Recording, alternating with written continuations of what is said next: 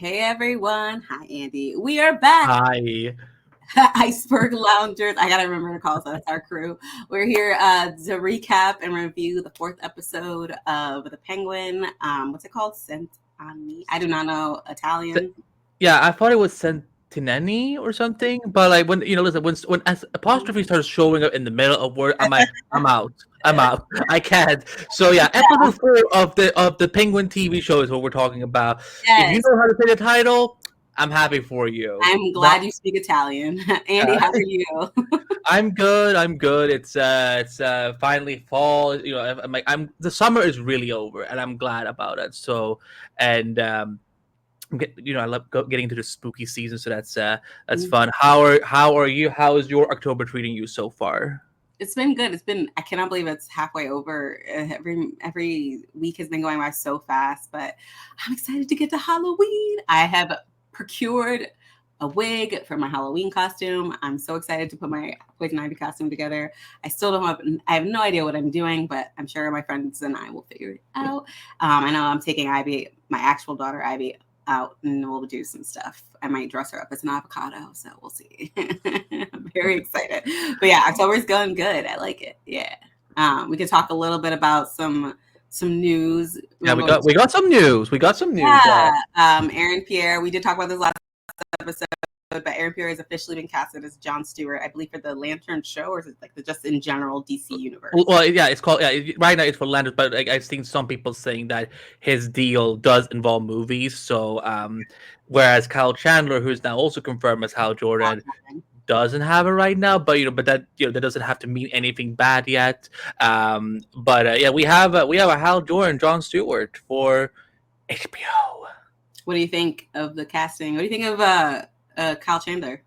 I love Kyle. I love Friday Night Lights. It's one of my favorite TV shows of all Yeah. time. And I've seen him in like a few movies here and there. So, and people who are like, he is too old. I'm like, first of all, like because I was on a stream a few nights ago, and like someone pointed out that he's 59. I'm like, that man is 59. And again, I'm sorry to my dad, but my dad did his 50s wrong. If that's what Kyle Chan looks like at 59, and so yeah, I'm like also and the thing is like we don't know if Hal is gonna necessarily be in his 50s. He could Kyle could still play it off as like 40, 45 the way he looks. So I'm excited for him. And what about you? Like what have you seen Friday Night Lights by any chance? I have not. I know what the show is, so I'm not like as familiar with Kyle Chandler. But and people saying like he's too old to play Hal. I'm like, have you seen Hal? Like in the '90s, his most of his run was like with like he had like white in his hair. He was literally like Silver Fox most of the '90s. So it's not out of the question that Hal would be older, especially if we're bringing in other lanterns. Some of the stop acting like DC, you guys. Let these characters age. These characters have to age so we can have new characters. I think the Lanterns have done a pretty decent job of like rotating out. We just have to get to the point where we can just DC will just let Hal Jordan ride off into the sunset or whatever. Like they keep kill this man off so many times to keep bringing him back. Let him die. Anyway, but yeah, I don't really. I think that's the casting is all fine. I am not excited about any of this particular casting. Also, I'm not a big Lanterns fan in general. So I was definitely more excited about the Superman stuff and all this stuff. I'm just like, okay, I hope that the people who are happy are happy. And obviously the Aaron Pierce stuff we talked about last episode, but as far as I do want to address one piece of thing that people are responding to about the colorism criticism. Colorism is a real thing. People don't want to think about it, don't want to talk about it, don't want to face it because it makes them think a little deeper than just regular old racism. Colorism is largely an intercommunity thing, but it has systemic effects. These are things that you can look up yourself. I know this is a hard concept for a lot of the younger generation. Sorry, I'm going to be a millennial about this, but you can look these things up. People that are darker skinned tend to get harsher prison sentences, are treated harsher. That's just the nature of colorism. It's not about sexual preferences. It's not about who you're attracted to. It's not about this or that. That's just literally how the world works. That's how it is. So when people are coming at this casting with colorism concerns, hear them out and move on. You don't have to be like, is he not black enough? That's not what people are saying. They're saying the character of Jon Stewart was drawn and created by Neil Adams as a darker skinned black man. on purpose. There was a purpose to that. You can also look that up too. I'm not going to break that down for you either. But that's the whole point. So people saying like, oh, Aaron Pierre is not black enough, that's not the point. They're saying he's not dark enough. That's the point. Blackness comes in all shades and all colors and all experiences. But for some reason, black, dark skin, black experiences keep getting shuffled off and erased and not really displayed, right? Like that's not really that's not the nature of our life, and that's not the nature of reality. Dark skinned black people are everywhere. That's just how it is. Dark skinned black people, dark skinned Indian people, dark skinned Arabs, there's dark skinned Brazilians, there's dark skinned people in general, and we're continuously casting people in these roles that are light skinned and mixed. So it's like it's a bit of a lie too, because biracial black people and black people with two black parents have different experiences, and that I'm not going to go into right now. But I think that that's something that we all need to like consider in this conversation. It's not about Aaron Pierre not being black enough. Aaron Pierre looks like my dad, literally. Aaron Pierre my dad has green eyes. It's the same facial hair, that same color. Like that man looks like my dad, which is why I do not find him attractive. He just looks like my dad. He looks like my uncles. But that doesn't mean I want my uncles playing Jon Stewart. That doesn't mean I want my uncles playing T'Challa. Because my uncles and my dad are light-skinned black men. So I think that's like something I want to address. I saw that being repeated a lot. Like Aaron Pierre is not black enough. That is not what people are saying. Aaron Pierre is a black man, a light-skinned black man living in America with green fucking eyes. Let's be serious, man. Let's be real. That's why he was casted. He's good, but let's be real on why he was casted. All right. Yeah, I mean, I've seen him in, I saw it on Krypton, and I think he was definitely good. And I'm hoping that, whatever screen test he did for James Gunn and these studios, like again, I so far like I've been very happy with the people they have been getting for the DC universe. I'm hoping I'm hoping that he just blows it away and that he gets to kick so much ass with this, But like, yeah, like I was. I saw, yeah, because Twitter, when these things happen, castings happen, Twitter gets all over the place. And not just Twitter, Reddit too. Reddit, yeah. Well, I stay away from Reddit as much as I can. Reddit, people were losing it on Reddit. I was like, oh my god. Okay. Yeah. No, but I think here's the thing: it's like nobody, nobody is saying that, Aaron needs to, we need to take this job away from him, anything like that. Again, I'm excited for him. He is, trying like any, black actor in Hollywood trying to, make it through, break through, and build a career. But at the same time, we can also acknowledge at the same time that there is a problem. But again, does it fall on him? No, it falls on the people who ultimately make these casting choices. And yeah, again because at the same time when people are talking about he's not black enough, but it's again when dark skinned black people don't get cast, then it's almost like Hollywood saying, well, you're too black, so we don't want you. And so and certain types of blackness is acceptable visibly. That's what exactly. We can also talk about textures and features, but we won't go into all that because there's also things that consider that certain hair texture and certain features are also handpicked and selected as to what is desirable in blackness. But the reality is, like, I'm fairly excited about all the DC products that are coming up. I will obviously check it out. I'm not offended at all, actually. Yeah.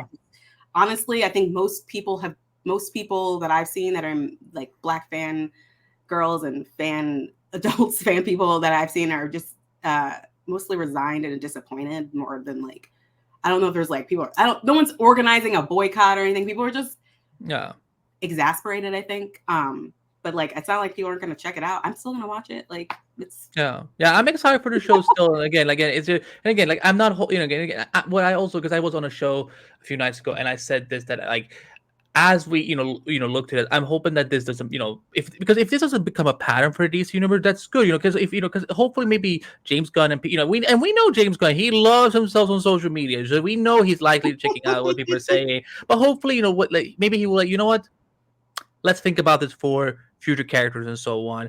And because we have come a long way in diversity in country Hollywood, but we still have long ways to go.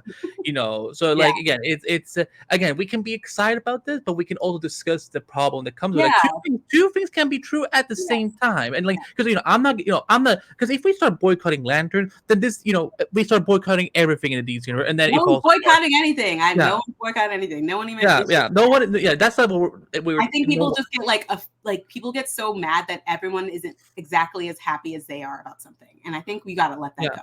We're all gonna have our opinions on stuff. We're all not gonna be exactly as happy as the next person. Like Andy's got a damn Green Lantern up there. Like you think he's not happy about? Like yeah, we're excited. We're just it's okay to like have to criticize things that you love, and we clearly yeah. are very invested in the DC universe and all of its projects. So we want to speak up. We want to say whatever we want to say about it. Yeah, I did 9 seasons of The Fly. Trust me, it was not always easy loving that show. And also into all the Arrowverse shows too. If you were really committed, that's a lot of episodes to be dedicated and just to hate something. We genuinely love all of this Yeah. stuff and we're excited about all of it. And that's why we as people of color, we want to call things out that we see as an issue. So Yeah. speaking of issues, Joker 2. So okay, wait. I want to make it clear because I've now seen the movie. Because we talked with Vanessa talked a little bit about her thoughts on the film last time we spoke. And, I've seen it.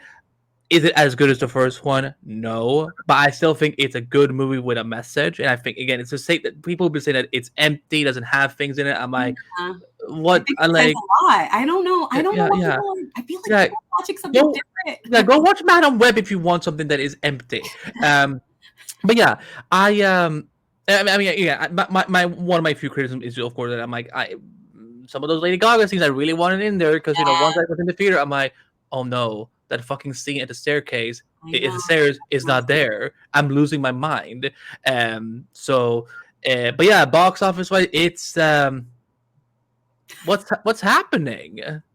I don't know. I don't think that I don't think this movie. This is a clear case of a movie that shouldn't have been made. But I'm okay with it being made because I love Lady Gaga. I'm a longtime fan of hers. I've been a fan of hers since oh my god, I'm gonna date myself, 2008. But and her dabbling in this universe, her playing Harley Quinn, it's all fun to me. So I just like, you can read my thoughts. I've talked about it before. I did not expect it to go like this route. I am surprised at how polarizing the movie. People are like angry at the movie. There are some scenes in the movie that I do think warrant some anger, but I don't know if that's the way Todd Phillips intended for the scene to be interpreted. And I'm not going to really say it because I don't really want, but I don't know what but that's the only thing I can, and then it's Gaga being cut out because I looked back at trailers after the movie and I was like, oh shit, she did there's so much of her scenes got cut out. So yeah. I will say that I think they shot themselves in the foot a bit with how they edited the film, but overall I did enjoy it. And I want to watch it again when it hits Max because I'm sure it'll be hitting Max in the next week or two.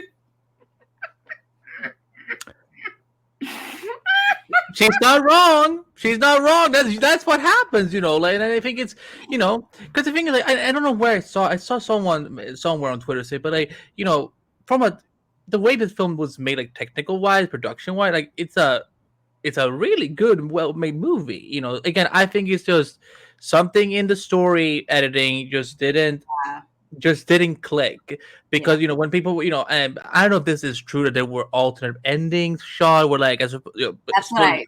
Yes, we talked about that. Yeah. And so supposedly like in one version spoiler if you haven't seen the movie, but Arthur dies, but in one version Lee is the one who kills him, which I think honestly would have been the better ending. Yeah. Because like I'm like, yeah, I mean, I get at the end, like the guy kills him, he carves his face, and I'm like, okay, I guess that's the Joker of this universe. But I'm like, Joker. But yeah, I don't know what's happening with film culture right now. That's what's scaring me. Like when I see something like this, I'm like, is it because you guys didn't like the singing? Is it because you didn't get a Harley Quinn Joker road trip crime thriller or something, like because I mean there's people who like they're like Joker Harley shippers, and I'm like, oh y'all, this is not love. Sorry. Um, Gross. um, yeah. So I just, for me, I don't get what's happening with film right now. Where I feel like it's almost like we're a lot of people are just wanting to hate things more now because they feel it's the cool thing to do, or like to overadd. Like again, it's just it disappoints me because again, like yeah, should this movie have happened? Probably not. Probably not. I don't mind that it I'm happened glad, though. I enjoyed it, but I don't think it should have happened. Yeah, There's another movie I also think should have happened, but I feel like it's really controversial to say. But I'm glad it did happen. And I'm glad I experienced it, but I don't think it should have happened for completely different reasons. I should. Oh, Just for, I think it's just, I can talk about that. I can explain that later, but okay, there's some okay. things that I think for certain things, I think we could just have just let it go. But I understand how Hollywood works. I understand capitalism. Yeah, I get it. yeah. So we get this now. Yeah, But we it's can, been it's been chaotic to having to read of like like it was like I think Hollow Report was saying that one source said that this idea of this Joker movie came to Joaquin Phoenix in a dream or something, and I'm just kind of like, okay, here's the thing: we can't put the blame on one person. Like I a movie. mean, considering his behavior this past year, Well, can we? okay, that one, fine, but like but the thing is, the movie was made. This Yeah. movie was made and it was produced, and it's a team effort. Yes. So Yes. but the thing is, like when we see, especially in the comic book movie genre, like at least I think people just don't want different things. They just want, like, I think they want to be stuck Very in this. They want to be stuck in the same loop that we've had with some superhero movies, particularly in the Marvel genre. Which I'm like, which is why Marvel movies tend to kind of have that vibe and feel because some people just want straight up lifted from like they don't want any deviation or like nuance or like I actually appreciate that people are doing more experimental things with this genre because it can get boring when it's just boom bang pow like every single thing. Like that's where the superhero movie fatigue is coming from because everything yeah, feels the same. I loved Birds of Prey because of how different it was and it how was like so it fun. I was love that. wonderful and like there's like we have had some really good experimental projects in the DC universe and even when Marvel's experimented it's gone pretty well. So I don't but they people complain and they're like and then as soon as it doesn't do well then they're like well that's why or they blame it on the woman or black person that happens to be in that. Yeah, they will say it's oh, that's because it went woke, or it's Yeah. because like there was an agenda, and I'm like that's not like here's the thing, like Vanessa, did you get to see Deadpool? I mean, I know Marvel is like No, I uh, haven't watched. It's not a priority. I have not oh, yeah, watched. that's perfectly fine. That movie was a good one of the best Marvel movies in a very long time because again, like it's it taps into something we're familiar with, but it also does new stuff. And I think that's why people was so excited for. I think James Gunn said this very well when he was appointed head of DC Studios, which is that there is superhero fatigue is not a problem. It is that we're repeating the same stories. Same formula. Like, Yeah. like that's why in 2023, like the only good DC movie from 2023 was Blue Beetle because it was something different. Like you know, Shazam 2 was definitely not it. I did not. Sorry, exactly. Anyway, we have to Yeah, get started on yeah, the yeah, yeah, yeah. But episode. yeah. So the Penguin episode 4, insert Italian word that neither was can pronounce. Right. And it's not, yeah, like we try, but again, when apostrophes are showing up in the middle of word, I'm like, what are we doing? I feel like it's sense. I mean, I think that sounds pretty right. This episode is probably, I think, my favorite of the season, and it focuses very heavily. I mean, it's almost entirely on Sophia Falcone, her backstory, how she gets to where she is, and her enacting some sweet spoiler alert vengeance on the people who have wronged her. Before we dive into details, what did you think of this episode overall, Andy? If she does not walk away with an Emmy after this season, I will be so mad. Like I'm like, okay, so here's the thing, because even though we know, like we know the Arkham show isn't happening anymore, but because this felt like a good backdoor pilot for Arkham. Like if they ever want to like tap back into that concept, like we got something here. But man, Christine Milioti, she is like they struck gold casting her. And and the thing was like this was so clever is that we still have Oz in the episode, but as part of these flashbacks, so we know like where he was at, what kind of person he was back then. Mm-hmm. And so yeah, I like again, this is definitely one of it's my favorite of the season, and I'm hoping that like again, because so help me God, Vanessa. If this is another comic book show that gets fucked over by the Emmys because the comic book show, I will flip tables because this is I she. think this is more considered a little bit more prestige because of who This the is very prestige, cast yeah. was. So I think this will probably be treated a little bit better than like Doom Patrol was, which I am adamant that Doom Patrol should have been nominated for and won multiple Emmys. Yeah. However, because of the nature and how it was brought over to like HBO and Max and all that, it just wasn't ever considered that like for Emmys level. This show is definitely Emmys level. Milioti like just demolishes this episode. She eats everything up. Not a single crumb was left behind. This woman is in like her facial expressions, the way she moves, the way everyone around her gets immediately nervous. She like I said this before, she doesn't have like the largeness of Sophia in the comics, but her presence is more than makes up for it. She is so intimidating. People are genuinely concerned about her being around them. And then we find out that's all bullshit. Her fucking dad set her up. Like we can go through the episode, but I just needed to go. I fucking hate Carmine Falcone. He's such a piece of shit, and he's always been a piece of shit. But I forgot how much a piece of shit he was until this episode, and it reminded me how much of a piece of shit he is. Anyway, we open the episode up from not from Vic's perspective. We see like right at the end of the last episode, where Vic rams into the car. Nadia tells Sophia what we've been waiting for her to hear is that Oz fucking killed her brother. So this is like Oz's plan unravels completely. He's trying to play both sides, and it completely collapses in front of him. Him and Vic take off, and then we finally like get to this like the actual meat of the episode, which is how Sophia came to be in Arkham. We meet Summer Gleason, who is an actual DCAU character from the Batman the animated series. I believe that was her first appearance. That she gets a live action appearance in this episode, which is pretty cool. We meet her, and then she gets murdered. And then, so this is an interesting like kind of introduction. This Sophia that we meet before Arkham is just like daddy's girl, kind of like very smart, very ambitious, versus her brother, who's like the slacker, but he's the son, so he gets everything. What did you think about this, like the introduction, all that, like the first 20 minutes of the episode, and when we flash back to her and her relationship with her dad and her brother back then? Yeah, it's funny because like I feel like this episode really because I haven't read much about Sophia in the comics. Again, I know she she is seen as a villain in the comic, but I feel like in this interpretation, I felt she was maybe one of the last good pieces of the Falcone, like one of the good hearts of the Falcones before her dad destroyed her. Mm-hmm.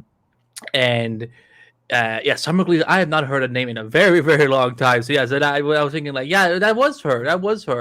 Yeah, so for me, it's Carmine made Carmine is the one who made her a villain. Mm-hmm. Like like she, again, like again, I think it's also good commentary on a lot of because again, if you don't know what gaslighting is, then this Man, oh yeah. my god, yeah. Classic textbook gaslighting. Yeah. Holy shit.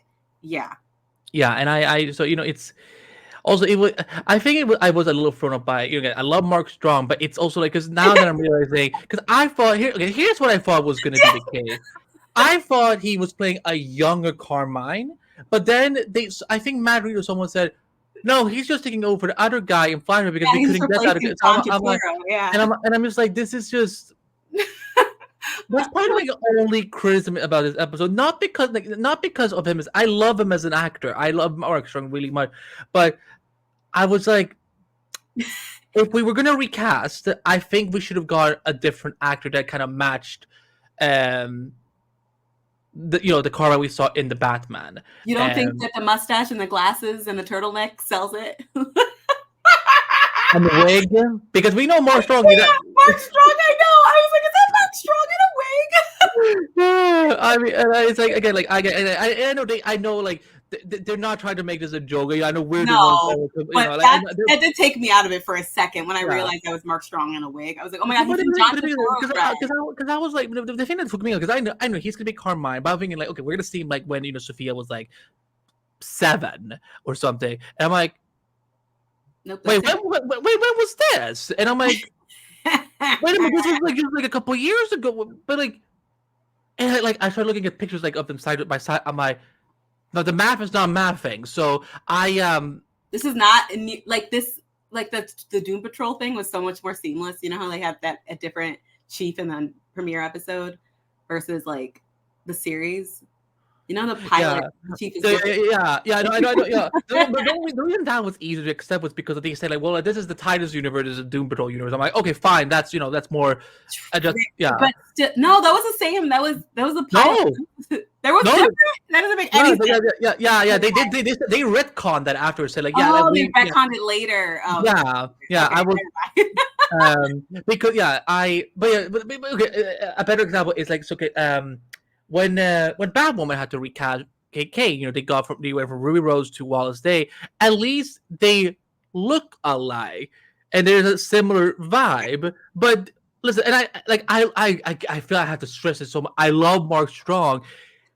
There are so many. Like he could have been a great Mister Freeze. Like everyone wanted him to be. But I'm just like, Nope. we're just gonna put him in. I mean, thank God it's not a stupid CW wig, because at least I bought the hair. But this is Mark Strong. I know he's bald. Dr. Savannah, actually. Sinestro too. Oh my god, man! They're like, we just need someone to play a villain. He's just like in their Rolodex of like Rolodex. No one knows what that is. He's in their files. You just like scroll through like, we need a villain. Oh, Mark Strong's available. Let's like. Yeah. But yeah, that was the only part that took me out. I agree. It was a little bit. I was like, is that Mark Strong in John Turturro drag? But whatever. It passes. It's fine. And honestly, once the actual story gets going, when you find out what's going on, it really doesn't matter anymore because you're just horrified as everything keeps happening. I do like that they kind of show us a little bit of who Sophia was, like that she's like, they show her that she's a champion for women, and then the fact that he like perverted that and like made her the scapegoat for his crimes of like being a woman killer is crazy. Like it's just the level of insults and like awfulness that that like she had to endure because of her family. The layers of it is insane, and then you start to understand why she's sleeping in closets and like says, "I'm not safe. I'm home." Like there's a reason why, because her entire family betrayed her. Summer Gleason kind of sparks this like light in her, this fire in her, questioning her about the hangings, the women that were found in her dad's businesses. And it reminded her of how Isabella Falcone died. And we see how her mom died. She died when she was 8. She found Sophia's actually the one who found her hanging, which is deeply upsetting. We see later on that she remembers details about that, scratches on her dad's hands, things like that. Find out that like there's other things we find out. I think that conversation happens later, but Sophia's kind of piecing things together, trying to sort of ask her dad things, but he's just like, it's so upsetting to see him shut her down every time. But like she eventually tries to figure things out. What do you think of like her trying to like figure that mystery out, how her mom died? And that's really the catalyst for all this happening. And basically Carmine trying to cover up the fact that he murdered a bunch of people, including his wife. Yeah, no, I mean, it just speaks to that, like being a woman in some families, being a woman, can be very dangerous because, if they outsmart the man, like, that sadly it's not always rewarded, it's punished. And again, it's like, I just, because, Vanessa was talking about the fact that, she saw that Sophia saw her mom dead at a kid age. I bet that she, her dad didn't even think about taking her to a psychologist or a therapist or any trauma treatment whatsoever. He was just kind of like, sweetheart, this is just what happens. I bet that was his whole attitude about it. It's again, I think that they're doing something very fascinating with Sophia that I wasn't expecting, because the only only context I have of Sophia is just from Gotham. That's the only I've never read a single comic with Right. Sophia in it, so I don't know anything about like this is what I'm getting from, and I'm just like yeah, this was the one good light they had left in their family. Now like if anything like she is maybe she's gonna become necessary evil now at this point, because at some point like these other Falcone dudes need to get the fuck out. Like you know I just and the fact that Alberto was really like and here's the thing, this is why I'm like, because when they killed him in the pilot I'm like, I know. but I was disappointed because, yeah, like, but now I'm glad that I'm yeah, glad that they're really keeping him in a flashback, because because like I didn't want it to be like, oh no, I'm crying about this relative that we only saw on screen for 5 minutes. No, now we see a lot like why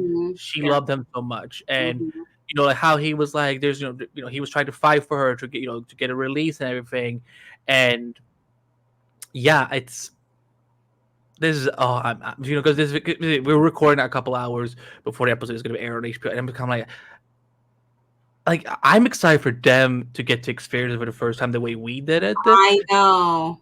Yeah, I agree. Couple of things, like you had said, like you don't know much about Sophia in the comics. This show actually does like its own twist and perversion on because Sophia was dedicated to her dad in the comics. They had such a like locked in relationship. She would do anything for her dad. Like, so this was like, and she actually was the hanger, like she was a serial killer. Like, so this is like kind of a twist on that. And I actually really like that there's two different versions of Sophia. This Sophia betrayed by her father, one who would go to war for her father. So I think that's an interesting, because it's still the same. We get the same Sophia, just a different journeys to that point.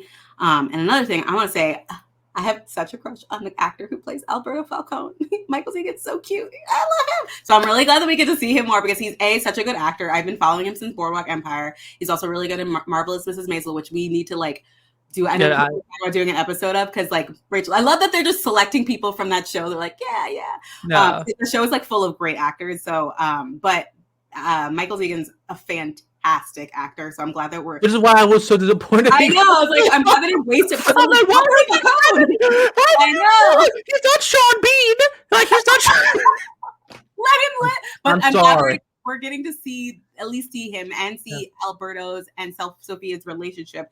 They're so close, and I love that. We also see Oz and like how Oz fit in with the family before we see him in the Batman. He is Sophia's driver. He also betrayed Sophia. He's the reason why Carmine finds out that she meets with Summer Gleason. She has questions because she realizes like there's similarities between these hangings, these sex workers being killed, and her mother being hung, or her mother's hanging. She meets her. Oz rats her out. That scene between Carmine and Sophia, when she's just like trying to like explain, she's trying to like justify or explain like why she met with Summer, like, and he's just like it was heartbreaking. Like you could see him, he was already set against her, and she didn't even realize. She should have never went in that room. She should have just walked over. She should have left, but she had no idea who her father was. And it's so heartbreaking for her to learn who her father was, especially in the 6 months after that. This is who her father is. Her father didn't. You do not matter to him. As long as if you become a threat to his business, it doesn't matter if you're his daughter. It doesn't matter. Like you gotta go. That was so heartbreaking. And like seeing all the family dynamics and seeing that, she basically he kills Summer Gleason. We find out that she kills her, sets Sophia to take up the fall. She's stuck in Arkham for 6 months waiting trial. Alberto's trying to like help her. At least he's literally the only one supporting her. She finds out her family, Carla, Johnny, Luca, Milios, all those people that we've met have written letters affirming that she's crazy, affirming that something's wrong with her, that she changed after her mother died. They used her finding her mother when she was a kid against her, something that he did. It was just all so evil, and it's all another like mirror kind of opposite of how the Maronis are. The Maronis move like a unit, like a family. Yeah. The Falcones do not. They will eat each other. it's just a business. Family is a business to them. So seeing all that was heartbreaking. And then we also meet Magpie, which is crazy. Like I didn't expect to see that many like DC characters in the, but like for people who don't know Magpie, I don't really know her that well. She's just like a DC rogue that like just kind of. She's a minor Batman villain. She actually has to connect with Penguin, and actually because it was I interviewed that actress, and and they it was funny because they were like, because it has to go out. It cannot go out until after the episode is aired. I'm like, okay, because I'm like, oh, so the people don't know that Magpie is coming. Yeah. But yeah, and this is why I'm like, if Arkham ever gets retooled, like this is why I'm like, there's so many kids we could visit in there. Like, listen, your favorite Poison Ivy, she could be in there, because like I would like to see like what is Hugo's. I'm sure Hugo Strange is somewhere. Like he's a doctor there or whatnot. So again, I love this Arkham, and I don't know what they do. Of course, I want to make this perfectly clear. Like they are as fucked up as the Falcons. But yeah, I again, I'm really hoping that we get to visit this corner of Matt Reeves' universe sooner rather than later. And again, I don't know when that will be. Because the Batman Part 2 is always going to be outside of Arkham and whatnot. But yeah, her family's fucked up, and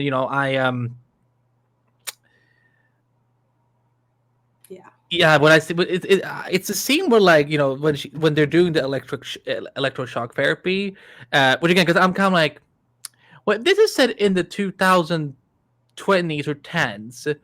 I didn't. Is electroshock therapy even legal at this point? It's been out.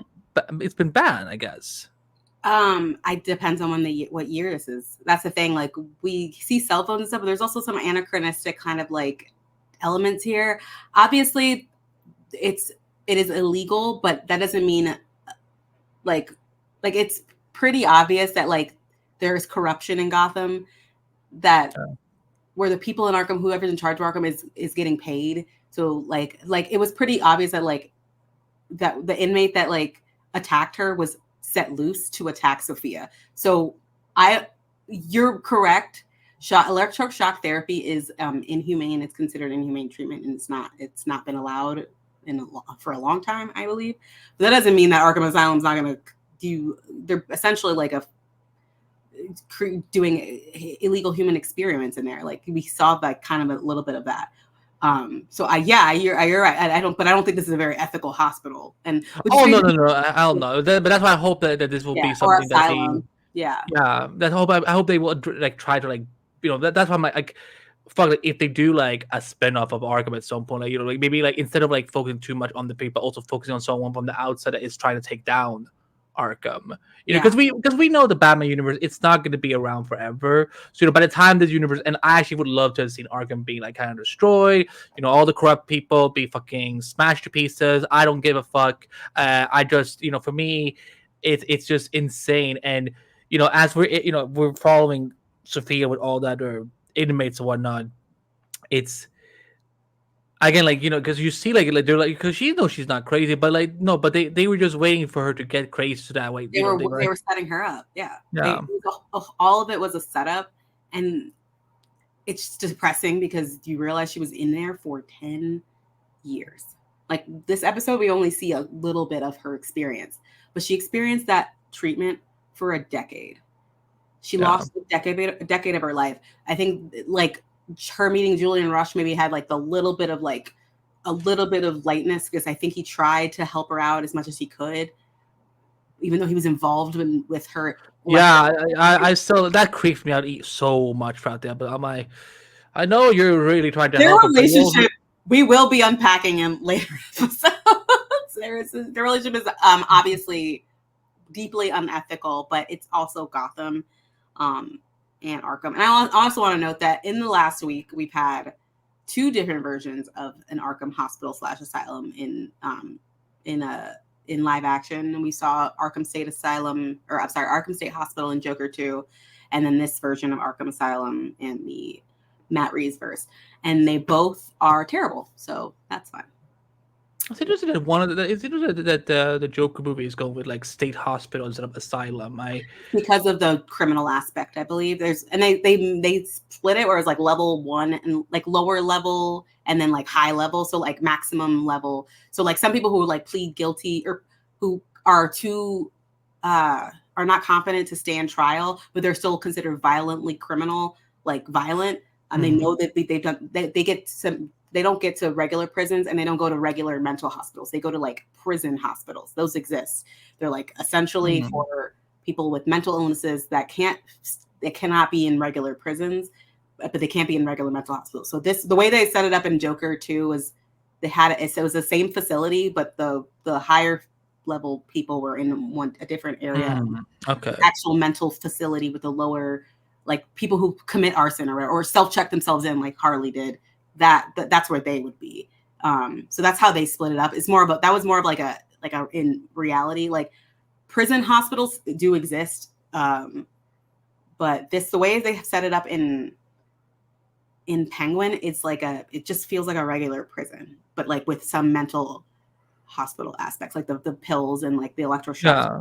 Largely, like so, like the eating areas. That's not typically how.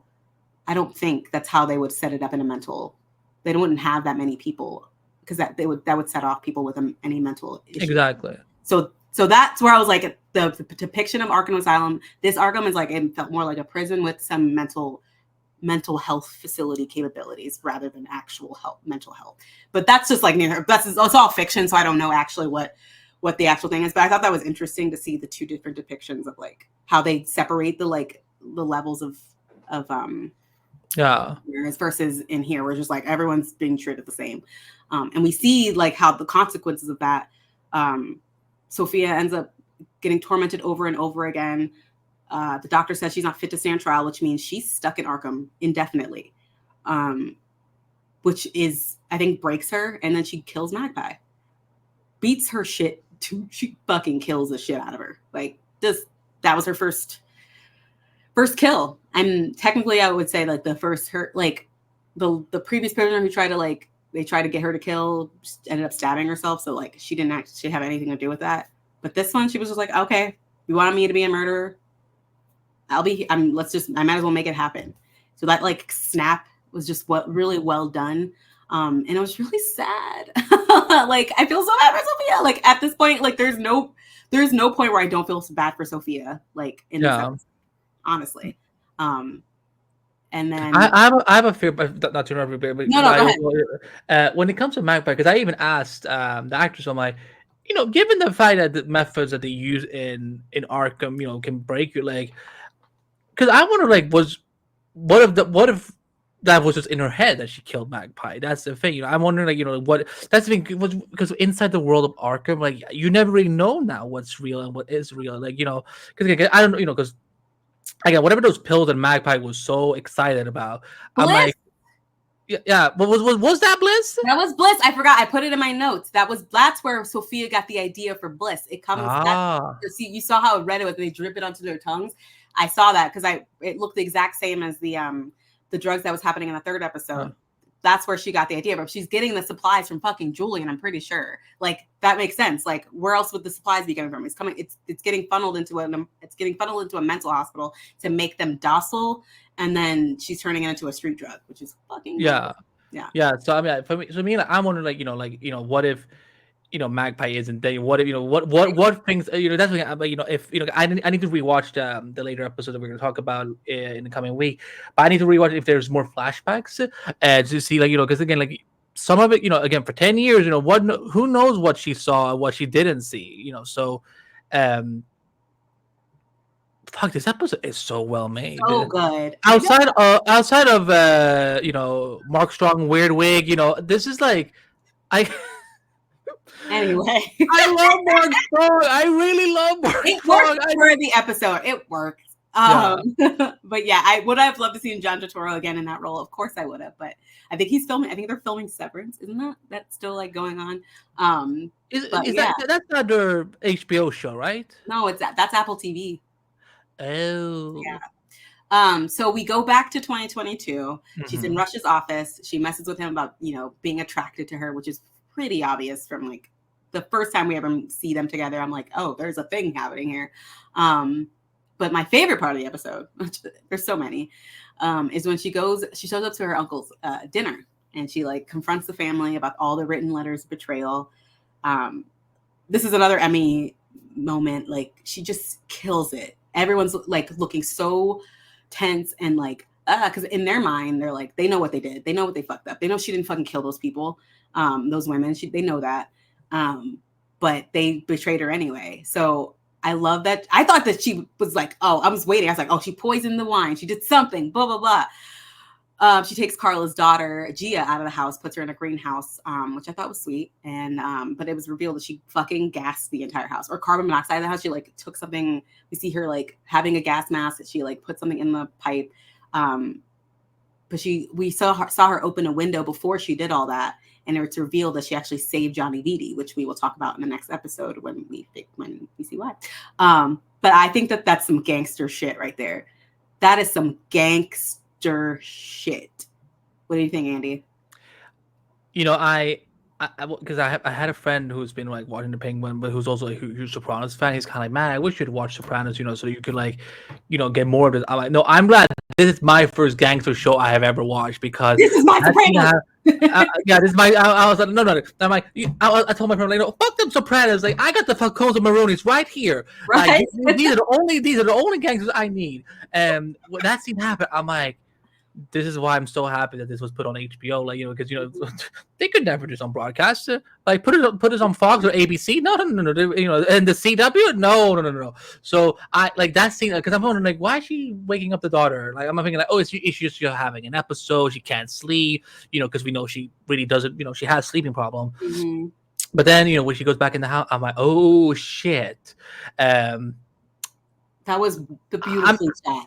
I didn't, you know, here's the thing, you know, like, people will call me ruthless, but like, I was kind of like, I don't really see a problem with this.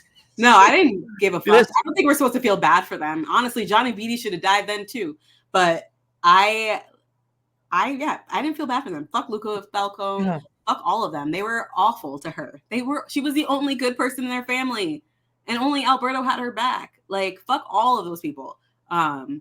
Especially Carla. She's like, I mean, I'm gonna like the girls, like, okay, whatever, you lying ass, fake ass bitch. Just for ethical disclaimer, of course, you should never do this to your family in real life. This is just a fictional television show. Blah blah blah blah. Yeah, but like, if we're watching from like gangster, then you can handle the things your way, because that's obviously you guys operate outside the law. But for regular normal people, that is not the yeah. There's. But like, watching this, I'm kind of like, listen, you know, I was kind of like, y'all started first, right? You know? Right. And it's like, oh, fuck them letters, like. Mm-hmm. If I had been her, what I would have done is I would have, like, before they all went to bed, I would have put like each of their letter, like each person's letter underneath their pillow, and then like as they start, like, you know, wake up and start to, like, you know, I can't breathe, whatever is going on. That's the thing. I don't think they felt passed out in their sleep. That's what happens when that's why I think it was carbon monoxide. Okay, let me rephrase it. I wish the last thing they sing before they got into bed was finding that letter and being like, why is it here? And then, you know, I do appreciate the poetry of her calling them out and then them dying. I think that's just wonderful. Have you noticed in her eyes, by the way? Because I don't know if these are contacts or if it's like, you know, because pre-Arkham, there's light in her eyes.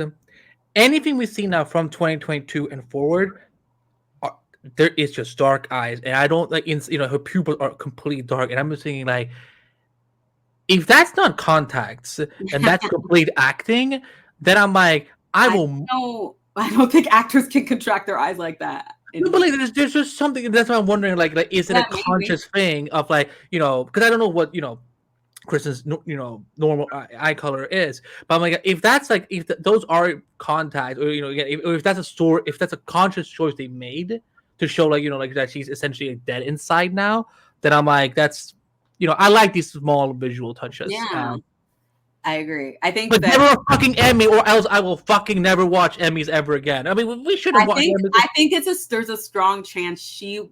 Like, if no one else, I think if only one person gets nominated, like, from an acting standpoint in the show, I think she will be the one because I think she's acting circles around everyone else. Like she's killing it. Like even underneath all that makeup and all that stuff, like Colin's doing a great job, but I think she is murdering The everything. makeup, the makeup needs to be nominated though. Like Mike No, I agree. He's going to be yeah. not. I think that he'll be nominated, but I'm saying out of Acting everyone, at the very least, I think she will be the one nominated because she is. It's. I was telling this to my husband the other day. It feels like, Oz and like, or it feels like Colin Farrell and the guy who plays Johnny Beatty and some of the other guys they're like, you're playing comic book gangsters, and they like took it and ran with it in a great way. That's not an insult. That's they're doing a really good job. They're playing their parts. They're doing a really good job, but it feels like Milioti and the guy who plays Victor Aguilar were told to you are acting in the most heart-wrenching drama of your life. Act accordingly. And we're like, oh my God. Like they're like putting their entire hearts in their performances. And it's like it's showing like, I don't know, it just feels so much more intense when you watch the two of them. It's like, such good shit right there. Ooh. Yeah, Renzi does that. He's so good. He is so good. And he gets like you'll see coming up in upcoming episodes, he gets challenged in some ways, and the acting that he does in those scenes are phenomenal. Cannot wait to talk about those. But yeah, what are your final thoughts on this episode? I know that a couple of years ago when they first announced this show, I remember I was like, why are we doing the Penguin?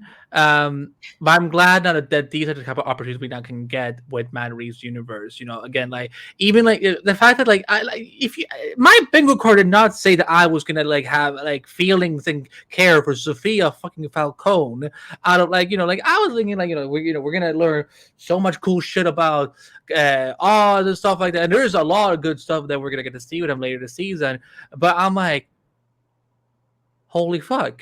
Like, I have a reason to care about a Falcone now. Like, fuck the rest of them. Fuck the rest of them. My baby, and Alberto. Yeah. I don't care. I love Alberto, his drug ass. I love it. I love it. Yeah, again, even though I don't think they should have killed him in the pilot necessarily, but I'm glad they're using him as much as they can through flashbacks. I agree with you. I wish we would have gotten, but it literally the story could not happen. Exactly. We needed an inciting incident. He was the catalyst for all of this. So while I'm disappointed that he's not alive still, I'm glad we're still seeing him.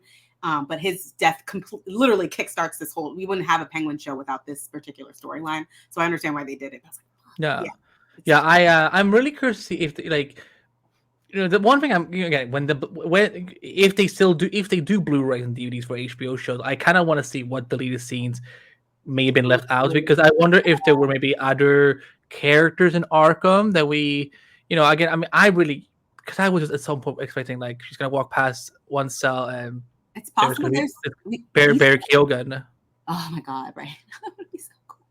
There would be, I'm sure there's Easter eggs, or they may have wanted to, but they couldn't do it too much. But Matt Reeves is also very like down to earth. Like he doesn't want like super fit. Like we could get a tease of like a Mad Hatter or something in there. I could see like that fitting into his universe, but I sincerely doubt we'll see a version of Poison Ivy in his universe. I just don't think he likes the fantastical. He likes more grounded like heroes, or villains and things like that, which is fine, I guess. But yeah, anyway, we can get it in James Gunn's universe. That's exactly. We have multiple universes now, like, and that's the best part about being a DC fan is that we at least they're just like, hey, we're gonna try everything, and I'm like, even DC Comics are doing right now with Absolute Universe.